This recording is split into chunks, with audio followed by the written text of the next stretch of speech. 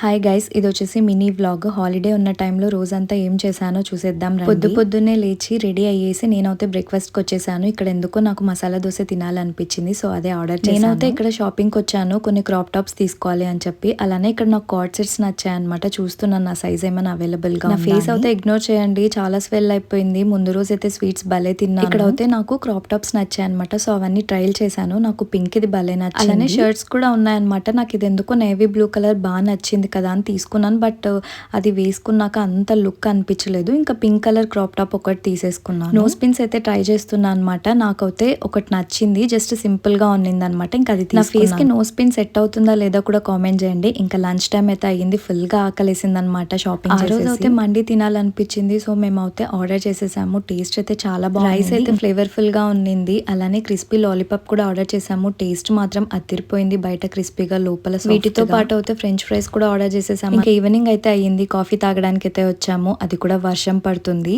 Coffee లేకుండా అయితే day అస్సలు కంప్లీట్ అవ్వదు. కాఫీ తాగేసి ఇంకా పీజీకి అయితే వెళ్ళిపోయాము. ఇదే అనమాట నా మినీ వ్లాగ్. మీరు ఎవరైనా సబ్స్క్రైబ్ చేసుకోకపోతే సబ్స్క్రైబ్ చేసుకోండి. బాయ్.